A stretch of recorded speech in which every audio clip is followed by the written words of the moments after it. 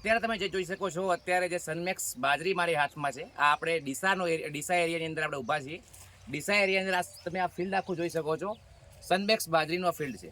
બગલમાંથી બાજુમાં જે બીજું એક ખેતર છે, એમાં અલગ અન્ય પ્રકારની બાજરી લગાવી છે. આ એનું એક ડુંડું છે, જ્યારે આ જે છે સનમેક્સના ડુંડા છે.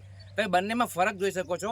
જે લંબાઈની વાત કરીએ તો આ લંબાઈમાં પણ આ સૌથી સારામાં સારું ડુંડું હું શોધીને લાવ્યો છું બીજા ફિલ્ડમાંથી. તમે લંબાઈ પણ જોઈ શકો છો અને જાડાઈ પણ જોઈ શકો છો. એની કોમ્પેક્ટનેસ પણ જોઈ શકો છો. આ બાજરીની સનમેક્સની અંદર સૌથી મોટી ખાસિયત છે એનું ડુંડું છે એકદમ લાંબુ રહે છે. એની જે કોમ્પેક્ટનેસ એટલે કે જે કઠણ કહેવાય એ કઠણ પણ સારું રહે છે અને દાણા છેક ટોચ સુધી ભરાય છે.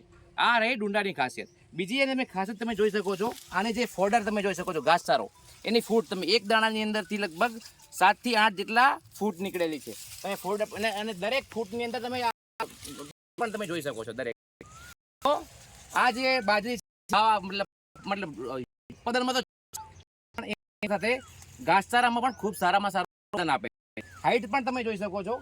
હાઈટ પણ સમથિંગ જોઈ લો 6 થી 7 ફૂટની આસપાસ, 7 થી અમુક 8 પણ થઈ ગઈ છે. તો બોર્ડર છે એટલા માટે જનરલી 8 ફૂટની હાઈટ પણ થાય છે.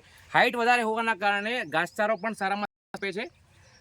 એક સૌથી એક ઇમ્પોર્ટન્ટ ખાસિયત છે, ઉનાળો હોવા છતાં, આટલી ગરમી હોવા છતાં દાણા છેક પૂરા ભરાય છે. ગરમીની સામે એકદમ સહનશીલ જાત છે. તો જે પણ વિસ્તારમાં ગરમી વધારે થતી હોય ઉનાળા માટે આ બેસ્ટ બાજરી છે, જે તમને સારું પ્રોફિટ આપશે અને સારામાં સારો ઘાસચારો આપશે.